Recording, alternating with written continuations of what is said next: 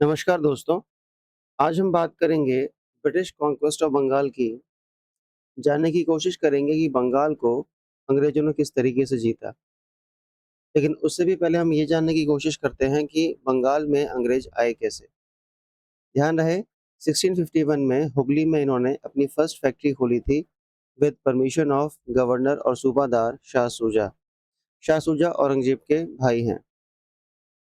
शाह शुजा की फैमिली से एक लेडी थी, उनको ट्रीट किया था, उनको ठीक किया था डॉक्टर बॉटन ने। और इसी से खुश होकर शाह शुजा ने बंगाल में उन्हें ड्यूटी फ्री ट्रेड करने का प्रिविलेज दिया था। हालाँकि उनको एनुअल पेमेंट करना पड़ता था ₹3000 का। आगे चलकर 1698 में अज़ीमुशान जो गवर्नर थे, जो सूबादार थे, उन्होंने कंपनी को 3 गाँव की ज़मींदारी दी थी, सुल्तानाती, कालीकता और गोविंदपुर। 1717 में मुगल एम्परर फारूक सियार से ब्रिटिश कंपनी को फरमान मिला था। इस फरमान के बेसिस पर बंगाल में कंपनी को ड्यूटी फ्री ट्रेड करने का अधिकार मिल गया था on the payment of 3000 rupees per annum. ध्यान रखना कि 1651 का ये जो इनको प्रिविलेज मिला है और 1717 का जो प्रिविलेज मिला है, दोनों सिमिलर हैं, लेकिन डिफरेंस ये है कि ये प्रिविलेज एक गवर्नर ने दिया है, एक सूबादार ने दिया है। यानी कि आगे आने वाले जो गवर्नर हैं या फिर जो सेंट्रल गवर्नमेंट है, मुगल एम्परर है, इसको नल या वॉइड डिक्लेयर कर सकता है। देखिए 1717 का जो फरमान है, जो मुगल एम्परर ने या सेंट्रल गवर्नमेंट ने दिया है, वो परमानेंट नेचर का है और इसी वजह से इस फरमान को Magna carta of British company कहते हैं, क्योंकि इस मैग्ना कार्टा या फरमान की वजह से ये जो कंपनी है, उसने इस देश यानी कि इंडिया को जीतने में सफलता पाई थी। आगे चल के क्या हुआ, 1700 में औरंगज़ेब ने मुर्शिद कुली खान को दीवान डिक्लेयर किया। दीवान की पोस्ट का मतलब ये है कि बंगाल जैसे प्रोविंसेस में 2 टाइप के टॉप ऑफिसर्स हुआ करते थे, एक दीवान और एक सूबादार। 2 टाइप के ऑफिसर्स हुआ करते थे, एक दीवान और एक सूबादार। सूबादार जो होता था, वो लॉ एंड ऑर्डर का ऑफिसर होता था और दीवान जो है रेवेन्यू ऑफिसर होता था। लेकिन आगे चल के क्या होगा, जब सेंट्रल गवर्नमेंट कमज़ोर हो जाएगी, तब दीवान और सूबेदार की जो अथॉरिटी है, जो पोस्ट है, उसको नवाब के नाम से एक व्यक्ति अपने आप में यूनिफ़ाई कर लेगा। यानी कि नवाब के पास दोनों अथॉरिटीज़ हैं, दीवान की भी और सूबादार की भी। और ये तब होगा जब सेंट्रल गवर्नमेंट कमज़ोर हो जाएगी। ध्यान रखना, अगर एग्ज़ाम में इंटरव्यू में आपसे पूछे कि नवाब का मतलब क्या है, तो ध्यान रखना मुगल प्रोविंसेस में जब सेंट्रल गवर्नमेंट कमज़ोर हो गई, तो एक नया हाई रैंकिंग ऑफ़िसर डेवलप हुआ, जिसने दीवान और सूबेदार की जो पावर्स हैं, उनको यूनिफ़ाई कर लिया और ये नवाब कहलाए। अब हम बात कर सकते हैं मुर्शिद कुली खान के रिफ़ॉर्म्स की। तो जो मुर्शिद कुली खान हैं, इन्होंने कुछ रिफ़ॉर्म्स किए थे, जिससे कि बंगाल को स्ट्रेंथन करने में आसानी हुई थी। इन्होंने अपनी कैपिटल को ढाका से मुर्शिदाबाद ट्रांसफ़र किया था। इन्होंने जितनी भी जागीरें थीं, उनको कॉन्फिस्केट कर लिया था और उन्हें खालिसा का भाग या पार्ट बना लिया था। खालिसा वो लैंड होती है, जो डायरेक्टली गवर्नमेंट के कंट्रोल में होती है, क्राउन लैंड। देखिए, जो जागीर लैंड है, वो राजा ने या फिर सुप्रीम अथॉरिटी ने अपने मिनिस्टर्स, अपने ऑफिसर्स को दी है फॉर देयर सर्विसेज़। लेकिन यहाँ पर जो ऑफिसर्स हैं, वो उतने लॉयल नहीं रहे या फिर दूसरे फैक्शन के हैं। या फिर नया व्यक्ति आया है, तो वो पुराने जो ऑफ़िसर्स, मिनिस्टर्स हैं, जो किसी और के लॉयल हैं, उनको हटाना चाहता है और अपने लॉयल्स को अपॉइंट करना चाहता है। तो यहाँ पर जो नया नवाब है, मुर्शिद कुली खान, वो पुरानी जागीरों को कॉन्फिस्केट कर लेगा और खालिसा का हिस्सा उसको बना लेगा और खालिसा होगी क्राउन लैंड। तो ये जो चेंज किया है, ये जो पुरानी एरिस्टोक्रेसी को चेंज करने की कोशिश की है, उसकी वजह से बंगाल में कुछ रिवोल्ट्स हुए थे, 3 रिवोल्ट्स हुए थे, आप दिमाग में रखना। इतने इम्पोर्टेंट नहीं है, लेकिन फिर भी इस रिफ़ॉर्म की वजह से थोड़ा-सा रेजिस्टेंस तो फेस करना पड़ा था। मुर्शिद कुली खान ने और क्या किया था कि इन्होंने तकावी लोन दिया था। तकावी लोन जो होता है, it is agricultural loan and it is given to farmers. अच्छा, एक और बात ध्यान रखना कि खालिसा लैंड में इन्होंने इजारेदारी सिस्टम को इंट्रोड्यूस किया था। इजारेदारी सिस्टम का मतलब होता है रेवेन्यू फार्मिंग। रेवेन्यू फार्मिंग में क्या होता है कि जो राजा है, जो सरकार है, वो एक रीजन में रेवेन्यू कलेक्ट करने के अधिकार को बेच देती है हायर रेट्स पर। जैसे मान लीजिए कि एक राजा को एक पीस ऑफ लैंड से ₹100 मिलते हैं साल में, तो वो क्या करेंगे, वो उसकी बोली लगाएँगे। तो लोग बोली लगाने के लिए बोली लगा के जब खरीदेंगे रेवेन्यू कलेक्ट करने के राइट्स को, तब वो बोली कितनी लगाएँगे कि सर ₹110 हम आपको देते हैं, आप हमको यहाँ से लैंड रेवेन्यू कलेक्ट करने के अधिकार दे दीजिए। कोई 110 बोलेगा, कोई 120 बोलेगा, कोई 130 बोलेगा, तो जो हाईएस्ट बिडर है, वो इस रीजन से टैक्स कलेक्ट करने का अधिकार खरीद लेगा। लेकिन इसमें इश्यू ये रहेगा कि वो जो बिडर है, वो प्राइवेट एंटिटी है, उसे फ़र्क नहीं पड़ता किसानों के साथ क्या होगा। उसे तो 1 साल या 5 साल या 10 साल के लिए यहाँ से लैंड रेवेन्यू कलेक्ट करने का अधिकार खरीद लिया है उसने। अब उसकी कोशिश ये होगी कि सरकार को ₹130 देने के बाद यहाँ से मैक्सिमाइज़ करे टैक्स रेवेन्यू या टैक्स को कलेक्ट करना, और इसमें वो क्या करेगा, फार्मर्स को एक्सप्लॉइट करेगा। तो इसकी वजह से जो फार्मर्स हैं, इनका एक्सप्लॉइटेशन बढ़ जाएगा। देखो, राजा को चिंता रहती है कि जनता का ज़्यादा शोषण किया तो विद्रोह कर सकती है। लेकिन जो प्राइवेट एंटिटी होती है, उसको सरकार से कुछ लेना-देना है नहीं। वो 1 साल, 2 साल, 10 साल, 5 साल के लिए ये अधिकार लेती है या खरीदती है कि हमें यहाँ से टैक्स मैक्सिमाइज़ करके राजा को देना है। अब राजा के खिलाफ विद्रोह हो तो होते रहें, नहीं हो तो ना हो, हमें कोई फ़र्क नहीं पड़ता। तो जब एडमिनिस्ट्रेशन में हम प्राइवेट लोगों को लेके आते हैं, तो उससे यही समस्या आती है कि वो अकाउंटेबल टू पीपल नहीं होते और उन्हें पीपल के ग्रीवांसेस से कोई मतलब भी नहीं होता। तो ध्यान रखना, इजारेदारी सिस्टम को रेवेन्यू फार्मिंग कहा जाता है and it is a very bad thing. फिर फाइनली 1727 में मुर्शिद कुली खान मर गए।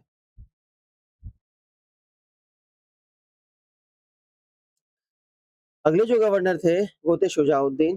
कुछ खास उनका कंट्रीब्यूशन नहीं है। ये सेकंड नवाब थे और इनका जो टर्म है वो 1727 से लेकर 39 के बीच में है। उसके बाद में इनके लड़के, अच्छा ध्यान रखना, शुजाउद्दीन मुर्शिद कुली खान के दामाद हैं, यानी कि उनका कोई लड़का नहीं था, तो उनका दामाद गद्दी पर बैठा। तो शुजाउद्दीन के बाद में सरफराज खान गद्दी पर बैठे 1739 से 40 के बीच में। ये तीसरे नवाब थे और इनका जो टाइटल था वो था आलम उद दौला हैदर जंग। ये एक इनकैपेबल रूलर थे, ये लग्ज़री में रहते थे, कम्फ़र्ट में रहते थे, ऐश करते थे अपनी ज़िंदगी में। इस वजह से इनके जो सबॉर्डिनेट्स थे, इनके खिलाफ कॉन्स्पिरेसी करने लगे और फाइनली इनके एक ऑफ़िसर थे, जो बिहार के नायब सूबेदार थे। जो बिहार के नायब सूबेदार थे, इन्होंने बंगाल के बैंकर के साथ मिलकर, बंगाल का बैंकर उस समय हुआ करता था जगत सेठ। जगत सेठ को आप ऐसे भी समझ सकते हो कि जो नवाब है ना, नवाब की जो ट्रेज़री है, जो उसका राजकोष है, वो जगत सेठ के पास ही है। इसे हम बंगाल का बैंकर भी कहते हैं। यानी कि रेवेन्यू अफ़ेयर्स जगत सेठ के हाथ में हुआ करते थे और इसी के सपोर्ट से अलीवर्दी खान जो बिहार का नायब सूबेदार है, उसने बैटल ऑफ गिरिया की बैटल में 1740 में सरफराज खान को मार दिया। उसकी गर्दन काट के मुगल बादशाह मोहम्मद शाह रंगीला को भेजी विद 1 करोड़ रुपीज़ और 1 करोड़ रुपए के बदले में अलीवर्दी खान को बंगाल का नवाब अपॉइंट कर दिया गया, एक्सेप्ट कर लिया गया। तो इस तरीके से अलीवर्दी खान गद्दी पर बैठा था विद द हेल्प ऑफ जगत सेठ आफ्टर किलिंग सरफराज खान। अलीवर्दी खान को अलीवर्दी खान का जो टर्म है वो 1740 से लेकर 56 का है। फिर इनके सामने जो कुछ चैलेंजेस थे, अलीवर्दी खान के सामने चैलेंजेस थे यूरोपियन कंपनीज़ के और मराठों के। यानी कि अंदर भी कुछ कलेश चल रहा था और बाहर से भी कुछ चुनौतियाँ आ रही थी।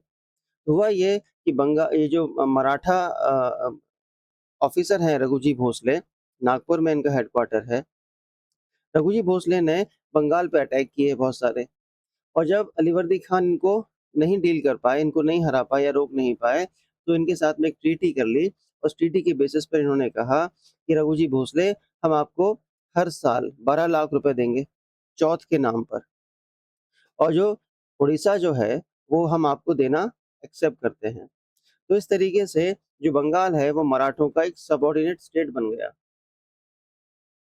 बंगाल जो है, ये मराठों का सबऑर्डिनेट स्टेट बन गया। ध्यान रखना, मराठों ने एक स्ट्रैटेजी अपनाई है कि जिस रीजन को हम कैप्चर नहीं कर सकते, उनसे हम क्या लेंगे? उनसे हम ट्रिब्यूट लेंगे। तो इनडायरेक्ट कंट्रोल करने का एक तरीका है ट्रिब्यूट देना। ध्यान रखना मराठे जिन-जिन स्टेट से ट्रिब्यूट लेते हैं, उनकी सुरक्षा की ज़िम्मेदारी मराठों की होती है। इस कॉन्टेक्स्ट में ध्यान रहे कि मराठे पावरफुल इतने तो थे कि ट्रिब्यूट ले सकते थे, लेकिन वो इतने ताकतवर नहीं थे कि अपने ट्रिब्यूट पेइंग जो रीजन है, उनकी सिक्योरिटी प्रोवाइड कर सकें।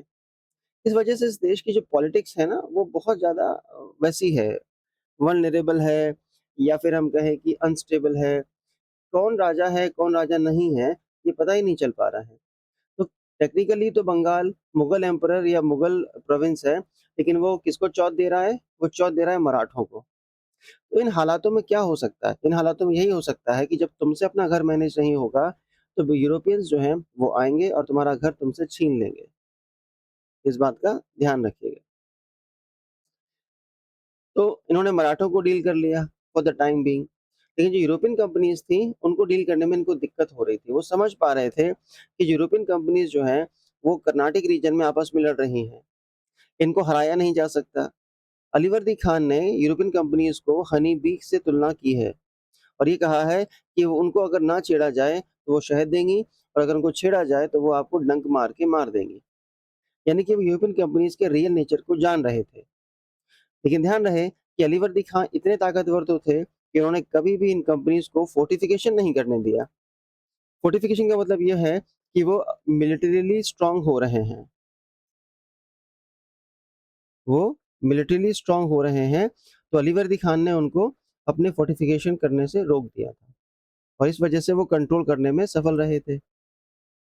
अलीवर्दी खान के मरने के बाद उनका एक नाती, है ना? उनकी 3 बेटियाँ थीं, उनमें से एक का नाती सिराजुद्दौला था जिसको गद्दी पर बैठाया गया, सक्सेसर बनाया गया। लेकिन दिक्कत ये है कि ये जो है छोटा लड़का है, बहुत ज़्यादा उम्र नहीं है इसकी, 23 साल का लड़का है और इसके सामने जो चैलेंजेस थे, वो तो पहले अंदर से ही आ रहे थे। इसके एक मौसेरे भाई थे शौकत जंग। शौकत जंग पूर्णिया के नवाब थे। उन्होंने इनको चैलेंज किया कि आप गद्दी पर क्यों बैठे? गद्दी तो मेरी भी है। तो यहाँ पर इनको रिवोल्ट फेस करना पड़ रहा था और वहीं पर नवाब के जो ऑफिसर थे राज वल्लभ जैसे, वो भी शौकत जंग को सपोर्ट कर रहे थे। इसी तरीके से इनकी एक मौसी थी ढाका की, घसीटी बेगम, वो भी इनको सपोर्ट कर रही थी। तो हम कह सकते हैं कि इनकी जो पोजीशन है, नवाबी जो इनकी है, it was being challenged by his family members, है ना? इनकी जो नवाब की पोस्ट है, इनको चुनौती मिल रही थी। इनके जो परिवार के ही लोग थे, वो इन्हें चैलेंज कर रहे थे। अगर हम बात करें सिराजुद्दौला और ब्रिटिश कंपनी की राइवलरी की, तो ये ध्यान रखने वाली बात है कि सिराज को उसके नाना अलीवर्दी खान ने वार्न किया था कि ये जो कंपनीज़ हैं बहुत खतरनाक हो सकती हैं, इसलिए इन पर नज़र रखना। इसलिए सिराज इन कंपनीज़ को लेकर, स्पेशली ब्रिटिश कंपनी को लेकर एक्स्ट्रा कॉशियस अलर्ट था।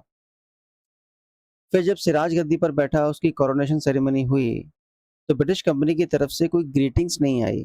नॉर्मली क्या होता है, आप किसी देश में होते हैं और वहाँ पर कोई राजा नया बनता है, तो आप उसे बधाई देते हैं, गिफ्ट्स भेजते हैं।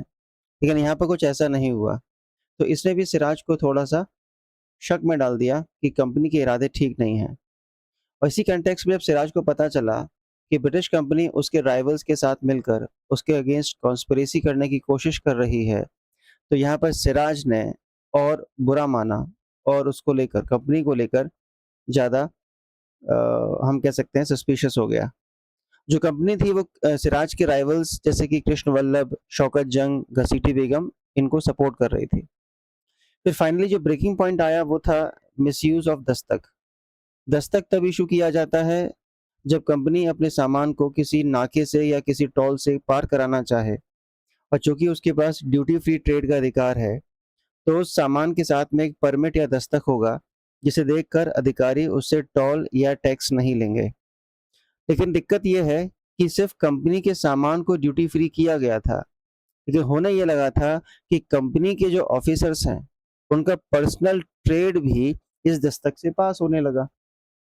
सिमिलरली जो कंपनी के ऑफिसर्स थे, वो अदर ट्रेडर्स को ये दस्तक एक कमीशन पर बेचने लगे। कहने का मतलब इसकी वजह से सिराजुद्दौला का जो रेवेन्यू था, उसका जो ट्रेज़री था, उसको बहुत खतरनाक लॉस होने लगे, तो उसने इस बात को ख़त्म करने के लिए कंपनी से कई बार कहा और जब कंपनी अंत में नहीं मानी, तो यहाँ पर चीज़ें और ज़्यादा ख़राब हो गईं।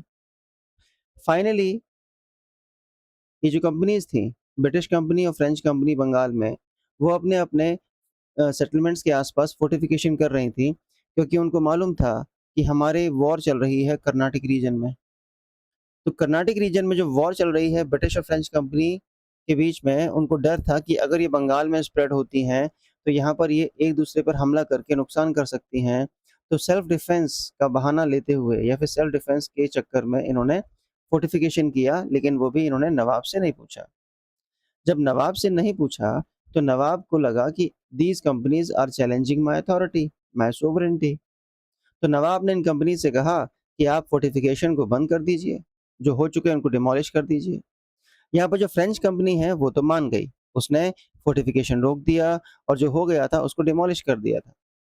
लेकिन जो ब्रिटिश कंपनी है उसने इस बात की परवाह नहीं की कि नवाब क्या कह रहा है और यहाँ पर जो गवर्नर था ब्रिटिश कंपनी का कासिम बाजार में, फोर्ट विलियम में, वो था गवर्नर ड्रेक। इसी कॉन्टेक्स्ट में, है ना? जब उन्होंने सीधे-सीधे चैलेंज कर दिया सिराज की अथॉरिटी को, तो सिराज के पास और कोई रास्ता नहीं है कि वो जाए और ये बताए कि नवाब कौन है बंगाल का, कंपनी है या सिराज है। तो यहाँ पर जून 1756 में नवाब सिराजुद्दौला ने फोर्ट विलियम पर हमला किया और आसपास के जो भी ब्रिटिश इलाके थे उन पर कब्जा कर लिया। कलकत्ता का नाम बदलकर अलीनगर रख दिया गया और कुछ ब्रिटिश ने सरेंडर कर दिया और जो भाग सके वो भागकर फुल्टा आइलैंड जाकर शरण ले लेते हैं, है ना? फुल्टा एक आइलैंड है हुगली रिवर के मुहाने पर, वहाँ जाके शरण ले लिया और वहाँ जाकर इन्होंने 2 काम किए। एक सिराज से ये माफ़ी माँगते रहे कि सर गलती हो गई है, माफ़ कर दीजिए और दूसरा मद्रास को खबर दे दी कि आप मदद भेजिए बहुत जल्दी वरना हम खत्म हो जाएँगे। तो यहाँ पर इन 2 स्ट्रैटेजी अपनाई थी कि सिराज से माफ़ी माँग लो और दूसरा मद्रास से रीइंफोर्समेंट की बात कर लो। तो मद्रास से जब रीइंफोर्समेंट आ गया, मद्रास से जब रीइंफोर्समेंट अच्छा उससे भी पहले ध्यान रखना, रीइंफोर्समेंट आने से पहले बंगाल में एक ट्रेजेडी हो चुकी है, कलकत्ता में ट्रेजेडी हो चुकी है जिसको हम बोलते हैं ब्लैक होल ट्रेजेडी, जो हुई थी 20 जून 1756 में। कभी-कभी एग्ज़ाम में क्वेश्चन पूछ लिया जाता है या इंटरव्यू में भी इस पे चर्चा हो जाती है। शुरुआत में ध्यान रखना कि एक फेक स्टोरी है जो बनाई थी, फ्रेम की थी हॉलवेल ने। हॉलवेल जब बाद में इंग्लैंड पहुँचा तो उसने एक किताब लिखी थी अलाइव द वंडर्स। इस किताब में एक कहानी लिखी थी जिसमें उसने बताया था कि जब नवाब सिराज ने कलकत्ता को कैप्चर किया तो 146 ब्रिटिश पीपल को एक स्मॉल डंजन में बंद कर दिया। अगले दिन जब वो डंजन यानी कि तहखाना खोला गया तो उसमें से केवल 23 अंग्रेज ही जिंदा बचे। इस कहानी के पीछे इनका ऑब्जेक्टिव था कि ब्रिटेन में जो पब्लिक सिंपैथी है वो कंपनी को मिले और इंडियन रूलर्स के खिलाफ एक मैलाइनिंग कैंपेन चलाया जा सके कि इंडिया में जो राजा हैं वो गंदे हैं। लेकिन ध्यान रहे कि कोई भी कंटेम्पररी इंडियन राइटर इसको रिफर नहीं करता है। ऊपर से गुलाम हुसैन की किताब है, गुलाम हुसैन गुलाम हुसैन की किताब है सियार सियार उल मुतखरीन, वो भी इस एपिसोड को लेकर साइलेंट है। ध्यान रहे कि उस समय इन हॉलवेल साहब के अलावा कोई और इस बात को रेफर नहीं करता है, इसलिए हम इसको झूठ मानते हैं। और अगर इसको हम सच मान भी लें, तो इस घटना के लिए सिराज को ज़िम्मेदार नहीं ठहराया जा सकता, क्योंकि ये घटना, ये जो इंसिडेंस हुआ होगा, वो सिराज के सबॉर्डिनेट्स ने किया होगा। ख़ैर, हम इस पे जाएँगे ही नहीं कि वो सच था या गलत था, सॉरी वो सिराज की ज़िम्मेदारी थी या नहीं थी।